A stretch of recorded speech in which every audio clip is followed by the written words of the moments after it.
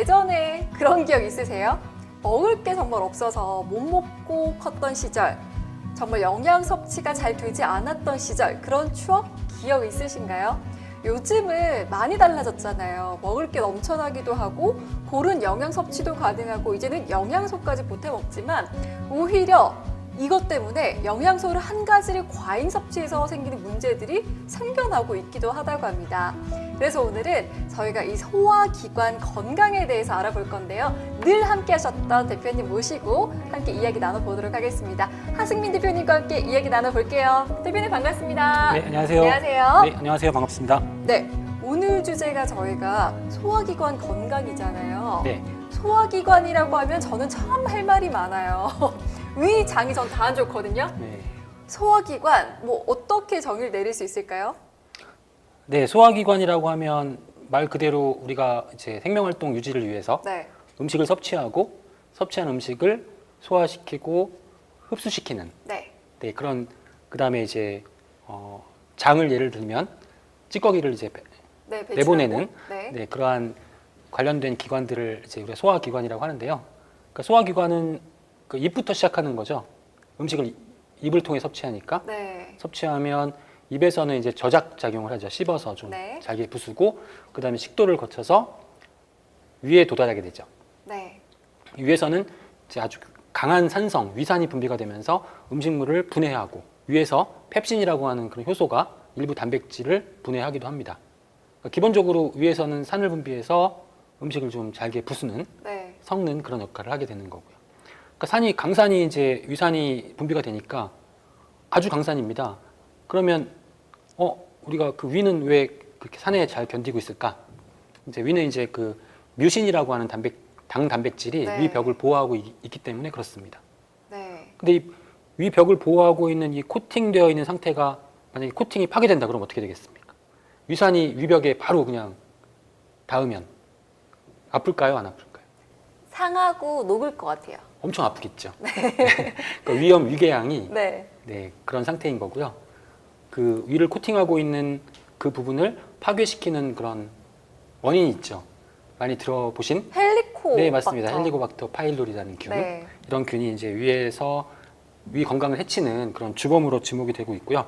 위를 통과한 음식물들은 십이지장을 거쳐서 소장으로 가게 되는 거죠. 네, 여기서 이제 그 음식물들을 분해하는 그런 다양한 효소들, 음식물 분해 효소, 소화효소라고 하죠. 네. 이러한 소화효소가 췌장에서 분비가 되면서 네, 잘게 부수는 역할, 그 다음에 이제 간에서 생성된 담즙이 담낭에 저장되어 있다가 분비가 되고 지방을 좀 잘게 부수는 역할, 네. 이런 역할을 하게 되는 거죠. 근데 소화기관이라고 하면 위랑 장만 생각을 했거든요. 그럼 네. 소화기관을 입에서부터 시작으로 봐야 되나요? 네, 맞습니다. 입에서부터 항문까지를 전체 소화기관으로 봐야 되고요. 그 다음에 이제 간이나 담낭이나 췌장 같은 경우에는 소화 효소를 만들고 분비하는 역할을 하는데 이것도 이제 소화에 관여를 하고 있다라고 해서 크게는 소화기관으로 봅니다. 간과 담낭과 췌장. 네. 그래서 이제 이 효소들의 작용에 의해서 이제 소장에서 이제 분해가 되면 흡수를 하게 되는 거고요. 이제 소장은 이제 연동 운동, 분절 운동을 한다라고 하잖아요. 네. 이제 연동 운동은 이제 그 근육의 수축 이완을 통해서 그 내용물들을 이동시키는 이러한 역할을 하는 것이 연동 운동이고 네. 분절 운동은 잘게 분해해서 혼합시키는 그런 역할을 하는 것이 분절 운동. 연동 운동과 분절 운동을 우리 장에서 진행하게 되는 거고요. 네. 그리고 이제 대장에서는 소장에서 흡수를 하게 되고 네. 대장에서는 소장에서 흡수된 나머지 부분에서 수분을 흡수하는. 그럼 네. 변비 생기는데? 그러니까 수분을 이제 너무 많이 흡수하면 변비가 생기는 거고요. 네. 네. 수분을 적절하게 흡수하면 변비가 안 생기는 거. 네. 그다음에 일부 그런 식이섬유나 일부 그 성분들이 이제 미생물에 의해서 발효되는 것도 대장입니다. 그래서 이게 뭐 소화 발효라든지 이게 잘 되지 않았을 때 악취가 날 수 있다든지 네. 그런 것들이 이제 대장에서 네. 이루어지는 일이군요. 지금 화면 보시면은 지금 이제 이렇게 소화기관 그림이 나와 있고요. 네. 그다음에 우리가 음식물 중에 대표적으로 이제 열량 영양소들, 탄수화물, 단백질, 지방이 네. 그 다양한 소화 효소들에 의해서 탄수화물은 단순당으로, 단백질은 아미노산으로, 네. 지방은 지방산과 글리세롤로 분해가 되는 과정. 네. 이 과정을 통해서 흡수가 돼서 우리 몸에 필요한 곳으로 이동이 되고 사용이 되는 것이죠. 우리 이제 그 영양소를 흡수하는 곳은 소장인데요. 이 소장은 육모로 되어 있습니다. 육모. 왜냐하면 영양소를 다 흡수를 해야 되기 때문에 표면적이 많이. 넓어야 됩니다. 네. 그래서 아주 빽빽한 육모로 채워져 있습니다. 네. 골과 피크가 있잖아요, 이렇게. 네네네. 뾰족뾰족하게. 네, 그 표면적을 넓게 하기 위해서, 아, 네. 쫙 흡수하기 위해서. 그래서 이제 그 흡수가 되면은 포도당이나 아미노산이나 수용성 비타민 같은 경우에는 그 육모와 연결되어 있는 모세혈관, 혈관으로 흡수가 되는 거고요. 지방 성분은 림프관으로 흡수가 되는 거예요. 아. 네, 그래서 간으로 이동하는 겁니다. 그래서 우리가 수용성과 지용성의 성분의 흡수 그 경로가 좀 틀린 거죠. 그러네요. 모세혈관과 림프관으로 다르게. 네, 그렇습니다. 네. 표면적이 넓어야만 음식물을 잘 흡수할 수가 있잖아요. 네. 우리 장을 만약에 한 사람의 장을 저 그거 알아요. 쫙 설마 펼쳐놓으면 길이? 저 그거 알아요. 길이요? 지구 한 바퀴요. 아닌가요? 아닙니다. 아니에요? 네. 뭐였지? 그 혈관에 네. 우리 몸의 혈관을 쫙 연결하면 지구 한 2바퀴 반 정도. 네네네. 그런데 우리 장을 만약에 좀 끔찍하긴 하지만 장을 쫙 펼쳐놓을 수 있다면 아, 이게 그러면, 얼마나 되더라? 네. 크기가 어느 정도 되냐면 400제곱미터. 한 사람의 장을 쫙 펼쳐놓으면 400m, 400제곱미터. 네, 네, 가로 20m, 세로 20m 정도의 어마어마한 넓이가 되는 거죠. 그게 다 이렇게 겹쳐져서 이렇게, 겹쳐서 네. 육모의 형태로 와. 네, 이렇게 구성이 되어 있습니다. 네. 근데 이 우리나라 그 국민들이 예전에 비해서 소화기관이 많이 안 좋아졌다라는 기사들도 많이 나와요. 네. 저뿐만 아니라 다 그러신가 봐요. 이게 위로가 된다고 해야 할지 왜 이런 걸까요? 글쎄요, 정말 소화기관 건강이 안 좋아졌어요. 네. 예전에 비해서. 지금 우리 국민들의 소화기관 건강 상태를 좀 살펴보면 네, 소화기 계통에 어떤 문제가 발생해서 병원에 내원한 환자가 한 해 528만 명. 와. 어마어마한 숫자로 이제 문제가 발생하고 있다라는 거죠. 네. 네. 그래서 이제 소화기 계통에 이제 어떤 문제가 발생할 수 있냐면 현대인들에게 많이 발생하는 것이 식도염, 네. 식도염, 뭐 역류성 식도염이 대표적이겠죠. 그다음에 다 염증이죠. 위염, 궤양, 위궤양, 만성 소화장애, 과민성 대장 증후군, 뭐 유당불내증, 설사, 변비는 뭐 일반적인 그런 트러블이고요. 네. 그다음에 염증성 장질환, 궤양성 장염, 크론병, 개실염 등이 나타날 수 있고, 또 악성 신생물은 암이죠. 그러니까 위암이나 또 소화기관 계통의 대장암 뭐 이런 네. 네, 크론병 뭐였죠? 크론병? 크론병도 이제 장에 염증이 생기는 그런 질병 중에 하나입니다. 네. 소화기관 전체에 걸쳐 장뿐만이 아니라 소화기관 전체에 걸쳐서 염증이 나타나는 그러한 그 병 중에 하나가 크론병입니다. 좀 뭔가 익숙한 느낌이 들어가지고 많이 들어보셨을 겁니다. 네. 현대인들에게 좀 발생하는. 저 여기 해당이 너무 많이 돼요, 네. 대표님. 그리고 이제 장 누수 증후군이라고 해서 장 점막에 네. 예를 빵꾸가 나는 빵꾸가 아니라 구멍이 네, 난 거예요? 장 점막이 파괴가 된 거예요. 네. 그래서 이제 제대로 흡수가 되지 않고 이제 그 손상된 부위로 이제 성분들이 이제 음식물들이나 뭐 이런 성분들이 빠져나가서 문제가 생기는 그럼 다른 기관으로 막 가요? 다른 기관, 그러니까 조직 간 네. 구역으로 들어가는 거죠. 네, 조직으로 그러니까. 들어가야 되니까. 네. 조직으로 가야 되는데 혈관이나 림프관을 통해 조직으로 가야 되는데 세포와 세포 사이에 끼어 있게 되는. 그러면 아. 독성이 유발되는. 네. 네. 그렇게 되면 이제 장 누수 증후군이 생기면 그러한 독성 물질들이 장을 깨끗이 한다고 해서 잘 빠져나오지 않는 거예요. 아, 장 네. 점막 밑으로 가서 저장이 되기 때문에. 그래서 이제 궤양성 대장염이라든가 뭐 자가 면역 질환이라든가 피부 트러블 이런 것들이 이제 장 누수 증후군 때문에 생긴다. 그 장이 안 좋으면 피부가 안 좋다라고 얘기를 하잖아요. 네. 그런 그 원인이 되는 그러한 증상이라고 할 수 있습니다. 그런데 이제 우리나라 이제 또 다른 통계들을 보면 우리나라 국민들의 10명 중 3명이 변비 증상을 경험하고 있다고 하고 또 10명 중에 1명은 과민성 대장 증후군을 가지고 있다고 합니다. 한국 그 대한대장학문학회의 그런 발표 결과들을 보시고 계신데요. 또 주관적으로 내 장이 건강한가라는 질문에는 30대 이하 여성의 45%가 건강하지 않다라고 이렇게 얘기를 하고 있습니다. 네. 그리고 스스로 변비라고 생각하는 비율이 27%, 네. 배변 활동과 원활한 삶의 질에 관련이 있다. 81%가 관련이 있다. 그러니까 와. 삶의 질에도 영향을 미치는 것으로 네, 결과가 나와 있고요. 네. 예전에는 소화기관의 건강이 이제 좋을 때에는 대장암이 없었거든요. 근데 우리나라 국민들에게 대장암이 없었어요. 그게 믿을 수가 없어요. 그런데 불과 4, 50년 사이에 네. 완전히 바뀌어서 지금 대장암 전 세계에서 가장 많이 대장암 발생하는 나라가 우리나라입니다. 아, 이게 진짜 왜 그런지 모르겠어요. 그 예전하고 지금하고 뭐가 바뀌었는지 이제 추측을 해보시면 되겠죠. 딱 식습관이라고 맞습니다. 생각은 드는데 네. 도대체 뭐가 어떻게 잘못됐길래 저도 사실 변비가 없는 분들이 신기하거든요. 다 자기 생각만 하잖아요. 네. 어떻게 변비가 없을 수 있지? 어떻게 장 건강하다고 생각하는 분들이 저렇게 많지라는 생각을 했어요, 오히려. 아, 진짜 심각합니다. 네, 장 맞습니다. 건강. 네. 네. 대장암이 가장 많이 발생하는 암이고요. 네. 우리나라 국민들에게서. 사실 2010년도 정도에는 예측을 어떻게 했었냐면 2030년 정도가 되면 대장암이 가장 많이 발생할 것이다 이렇게 예측을 했었는데 그 시기가 한 10여 년 이상 앞당겨진 겁니다. 그쵸. 남성 중에서는 대장암이 가장 많고요. 여성의 대장암 환자도 급격하게 증가하고 있는 추세에 있고 우리나라 국민들에게 가장 많이 발생하는 암이 위암, 간암, 폐암 3대 암이라고 하는데 네. 대장암이 이제 위암을 넘어선 상태가 됐습니다. 그만큼 장 건강 상태가 너무 안 좋은 그런 상황이다 이렇게 말씀을 드릴 수가 있겠죠. 네. 아니 사실 뭐 우리나라가 대장암이 많다 이런 것까지는 들어봤어요. 근데 1위를 할 정도로 많고 심지어 거기다가 저도 장이 안 좋지만 그냥 이제 늘상 살아가요. 그냥 살아가고 있는데 이번 기회에 진짜 좀 뿌리를 뽑아야 되겠다는 생각이 들거든요. 왜 그런 겁니까? 저도 한국인이니까 네. 저에게도 나타날 수 있는 문제잖아요. 네. 왜 그런 걸까요? 그 앞서 식습관? 말씀하셨잖아요. 식생활 습관. 어떤 식생활 습관이죠? 저 고기 좋아하는 거밖에 없는데. 잘 지금은 아직 먹는데? 젊으시니까 잘 모르실 텐데 네. 제 나이 정도만 해도 어렸을 때 고기를 잘 못 먹었어요. 아 그래서 장이 건강하셨던 거예요? 네, 그런 것 같습니다. 지금 네. 이제 고기 섭취량이 1980년대 1인당 고기 섭취량이 연간 11kg 정도에서 2013년도에 이미 42kg 정도로 육류의 섭취량이 4배 이상 증가했습니다.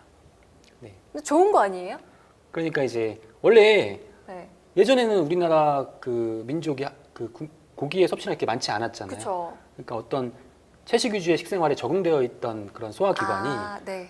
수천 년 동안 그렇게 살아왔는데 네네. 그러한 식생활이 불과 몇십 년 만에 바뀌니까 급격하게. 당연히 적응을 못하는 거죠. 그러게요. 사실 뭐 4배 이게 고기의 양이 40kg이 넘어가니까 좀 많이 늘긴 했어요. 네, 많이 는 정도가 아니라 엄청나게 는 거죠. 그다음에 이제 그 우리나라 국민들의 어떤 음식의 그 종류가 섭취하는 음식의 종류가 바뀌면서 전반적인 열량 섭취도 거의 50% 이상 증가하게 되는 네. 이러한 다양한 식생활의 변화들이 우리나라 국민들의 소화기관 건강에 나쁜 영향을 미치고 있죠. 그래서 이제 다른 통계를 보면 지금 보시는 것은 이제 우리나라 국민들의 식이섬유 섭취량, 그러니까 육류의 섭취량이 증가하면서 반면에 이제 식물성 식품, 채소나 과일의 섭취량은 줄었잖아요. 네. 그러니까 그 안에 포함되어 있는 식이섬유의 섭취량은 감소를 하고 있습니다. 이렇게.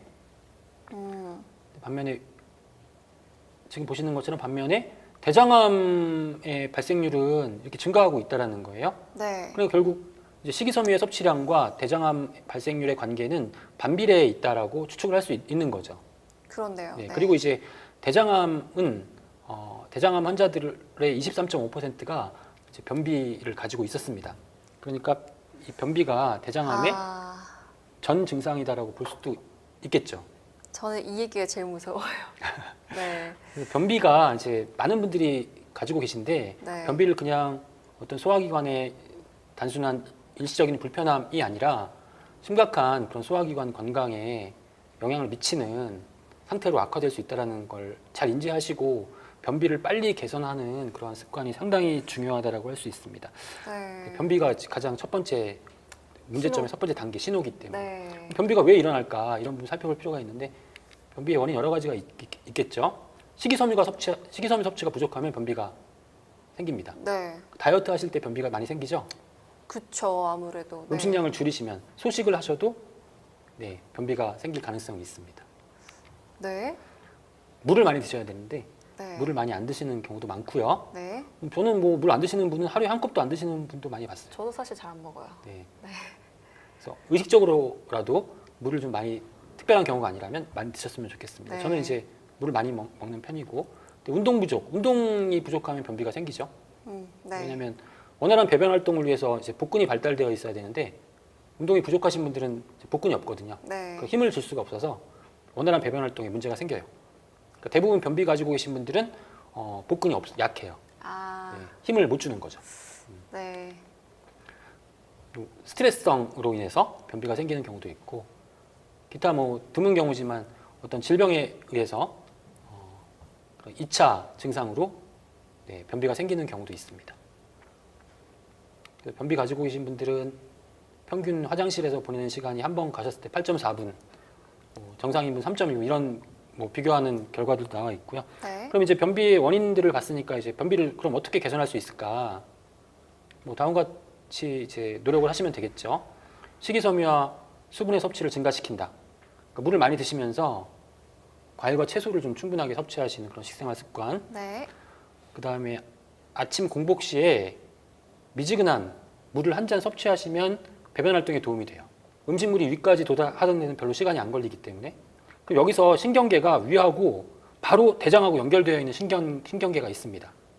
그래서 위가 비어 있다가 음식물이 들어가면요, 장에 신호를 보내서 변이를 느끼게 돼요. 아. 변이, 화장실에 가고 싶어져요. 네. 우리가 이 부분을 위대장 반사라고 하는데요. 위대장 반사. 그래서 이제 변비가 있으신 분들은 아침에 일어나셔서 물을 한 잔 섭취하시면 그런 변이가 느껴지실 때, 장이 신호를 주는 거네요. 네, 오. 그렇죠. 위에서 바로 장으로 신호를 주게 돼 있습니다. 네. 오. 그리고 이제 전통식단 위주로 생활했을 때 우리나라 소화기관 건강 상태가 상당히 좋았죠. 네. 그러니까 전통식단 위주의 식생활 하시면서 식사량을 어느 정도 유지하시는 게 좋고요. 근데 그렇게 하면 고기를 적게 먹어서 단백질이 적어질 수도 있는 거 아니에요? 그렇진 않습니다. 아, 그래요? 네. 그러니까 오히려 우리가 육류 섭취를 4배 이상 늘어났잖아요. 네.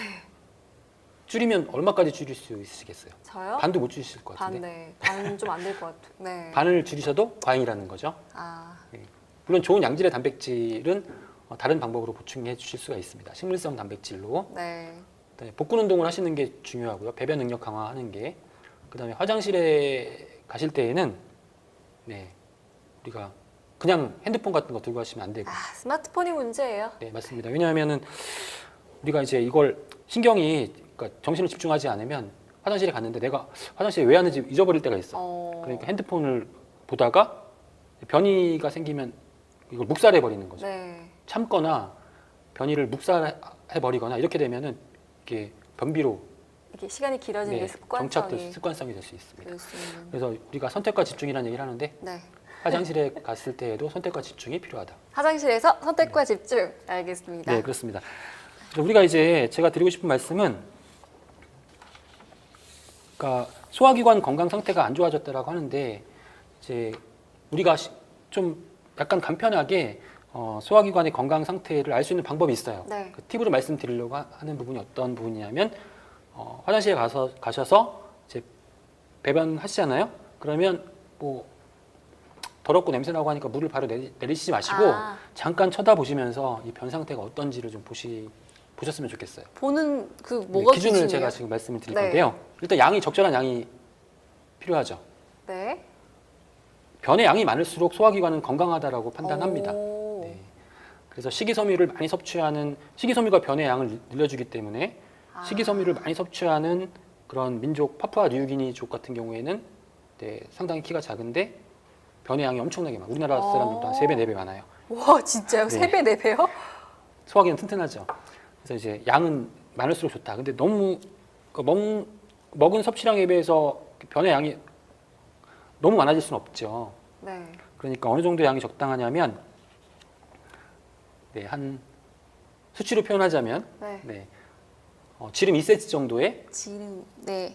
길이 한 12cm 정도로 2개.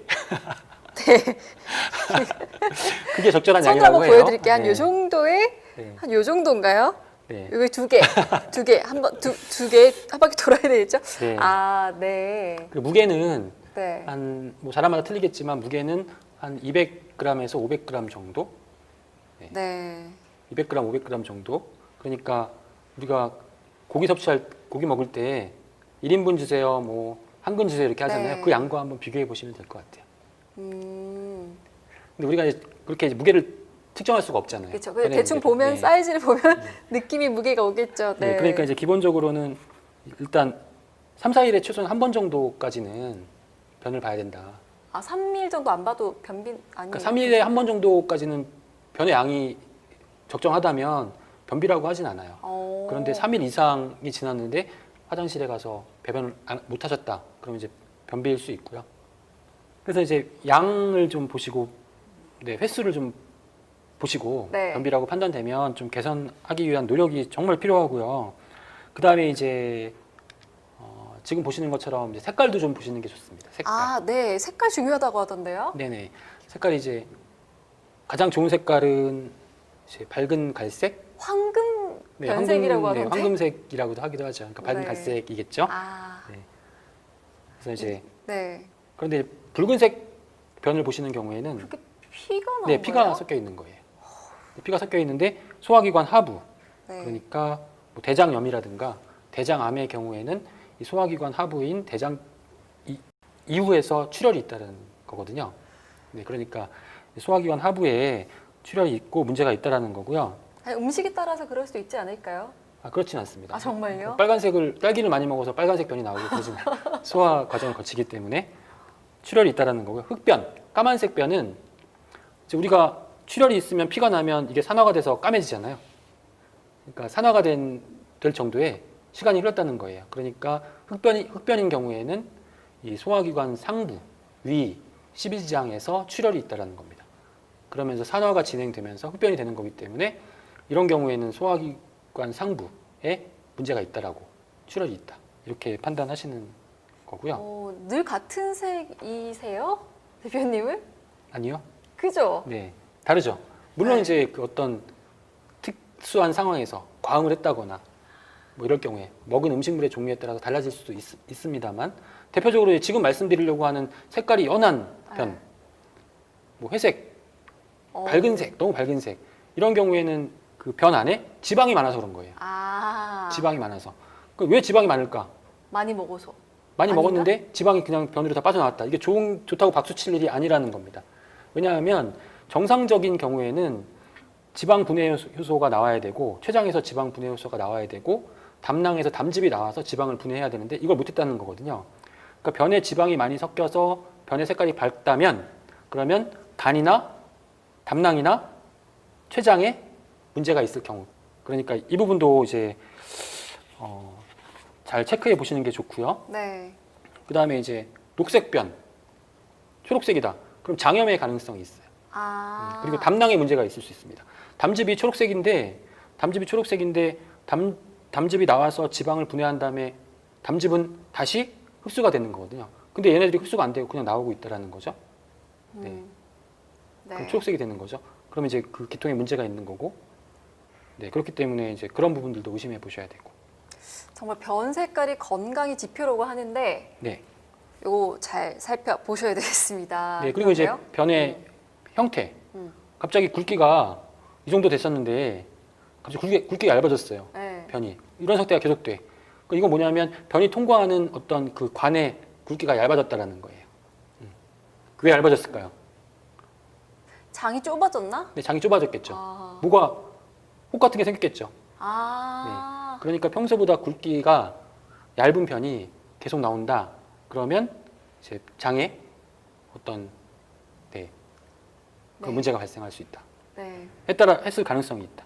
네. 그 냄새도 한번 맡아보세요. 냄새도. 그건 좀. 네. 우리 네. 장 건강이 튼튼할 경우 유산균이 많고 뭐 비피더스균이나 뭐 이런 균들이 많아서 네.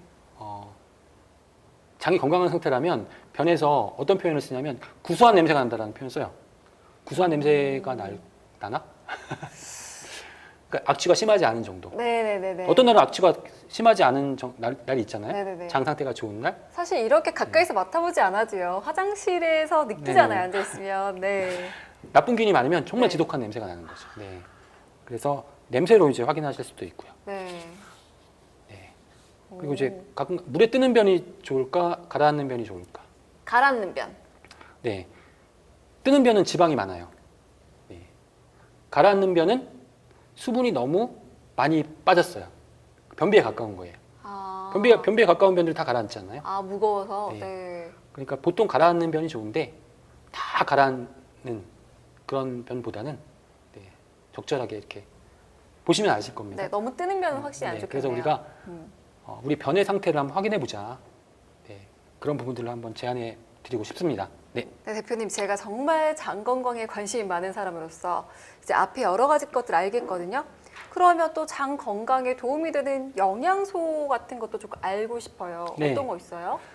네, 기본적으로 이제 우리가 가장 이 건강에 중요한 부분, 소화기관 다 중요하지만 네. 크게는 위, 네. 그다음에 장, 그다음에 간 이렇게 볼 수가 있겠죠. 네. 네.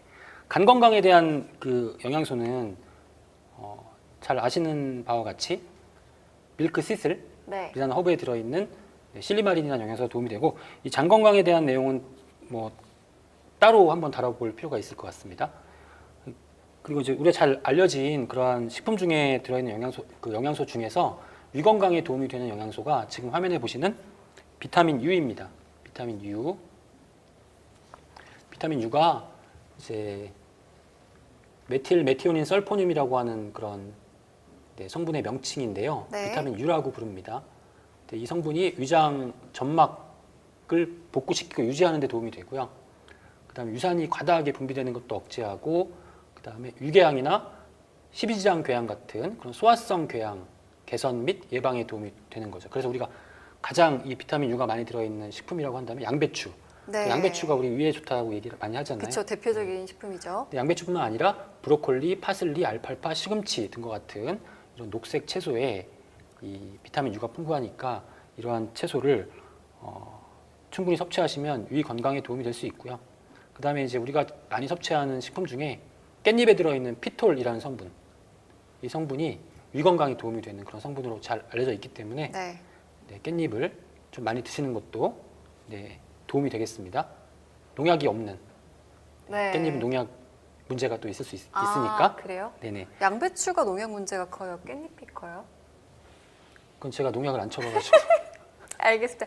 정말 우문현답이었어요. 네, 알겠습니다. 네, 그리고 이제 뭐 소화기관 건강하면 빠질 수 없는 영양소가 프로바이오틱스죠. 네, 프로바이오틱스. 네, 지난번에 보여드렸던 화면인데요. 네, 프로바이오틱스. 우리 몸에 어떤 존재하는 그런 미생물들이 우리 건강을 좌우할 수 있다. 네. 네, 그래서 이 프로바이오틱스를 충분하게 섭취를 하신다면 이 소화기관 건강을 유지하는 데 큰 도움이 될 수 있습니다. 유산균이잖아요. 네, 유산균을 포함해서 이제 전체적인 뭐 유익균을 다 포함해서 이제 프로바이오틱스라고 하는 거고요. 아, 프로바이오틱스 안에 유산균이 포함이 되는 오, 네. 거죠. 뭐 유산균의 프로바이오틱스의 기능이라고 한다면 워낙 다양하기 때문에 대표적으로 이제 소화기관의 건강이 가장 대표적인 기능이고, 그 다음에 이제 장이 튼튼하면 면역 기능이 강해진다. 장관 면역 기억나시나요? 네. 장관 면역. 네. 네, 장이 70% 80% 맞습니다. 면역. 네. 네. 면역 기능의 7, 80%를 장에서 담당한다. 네, 그렇습니다. 네. 그래서 장이 튼튼해지는 어떤 유산균이 이 장 건강에 도움이 되는, 그리고 면역 기능 강화에도 도움이 되는 그런 대표적인 프로바이오틱스라고 이해하시면 되고요. 이 프로바이오틱스는 우리가 어떤 영양소를 섭취했을 때는 이제 어떤 그 기능성이라든가 기대 효과가 바로 나타나진 않습니다. 꾸준하게 이렇게 섭취를 하셔야만 어떤 영양소의 기능성이 나타나는 거죠. 네. 그런데 우리 영양소 중에서 유산균은 이러한 효과가 짧은 시간에 바로 나타날 수 있습니다. 오. 그러니까 우리가 장 건강 상태를 개선하기 위해서 유산균을 보충해 주면 장 건강 상태가 빠른 시간 안에 좋아질 수 있습니다. 실제로. 네. 네. 그래서 제가 이제 그 유산균이 어떻게 우리 장 건강에 그 영향을 미칠 수 있는지, 네, 지금 보시는 그 TV 그 프로그램에서 방영했던 내용들을 제가 정리해 보겠습니다. 네. 그러니까 어떤 소화기관 계통에 이제 문제점을 가지고 있는 실험 참가자들을 대상으로 해서 이제 2주간 유산균을 섭취하게 한 겁니다. 그래서 네, 첫 번째 네, 사례에서는 유산균을 2주간 섭취를 했는데 좋은 균은 섭취하기 전에 섭취를 한 다음에 좋은 균이 많이 생겼어요. 네. 이 소화기관 내에서. 그리고 나쁜 균은 없어져야 되는데 나쁜 균이 변화가 없었어요. 어, 왜 그랬을까요? 좋은 균만 키우는 밥을 줬나요? 그러니까 일단 나쁜 균의 어떤 생존력이 워낙 강하기 때문에 아, 빨리 이제 변화가 되지 않은 거예요. 두 번째 사례를 보면 네, 좋은 균은 약간 증가했고 나쁜 균도 같이 증가하는 경우도 있어요. 네. 네, 이건 안 좋은 경우 아니에요? 네 그렇죠. 네. 그러니까 이런 분 같은 경우에는 초기에 이제 그 유해균이 저항하기 때문에 그런 거거든요. 네. 이런 분은 더 길게 유산균을 보충해 주셔야 돼요. 아니면 유산균을 더 많이 보충해 주셔야 돼요. 네. 이제 대부분의 경우에는 이제 다음과 같은 결과들이 나올 수 있겠죠. 유산균은 이제 없었다가 이제 보충을 하니까 검출이 됐고요. 유해균은 감소하는 경우. 근데 가장 좋은 결과는 네 번째 결과입니다. 네, 유산균이 유해균이 우와. 10배나 늘었고요. 네. 유해균이 10분의 1로 준 결과. 우와. 네, 이런 결과도 기대할 수 부럽다. 있다는 거예요. 네. 저분 부러운데요? 네. 그래서 우리가 이 유산균은 비교적 짧은 시간 안에 그 어떤 우리의 그 기능성을 기대할 수 있다라는 건데요. 유산균 또 욕심이 나네요. 네, 유산균을 또 뭐가 충분하게 있을까요? 섭취하시면서 네.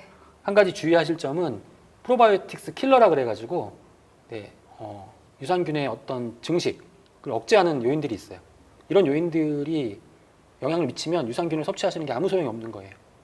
아, 너무 또 어려워지잖아요, 대표님. 어려운 게 아니라 네. 이런 거. 아, 곤란합니다, 지금. 네. 항생제나 환경 오염물질을 아, 피해야 되고 설탕을 많이 드시면 안 되고 네. 뭐 유전자 변형 식품, 또 밀가루 음식이나 또 스트레스, 뭐 수면 부족, 음주, 운동 부족, 흡연 이런 것들은 좀 피해 주시는 것이 이제 유산균의 증식을 돕는 네, 그런 역할을 할 수 있다.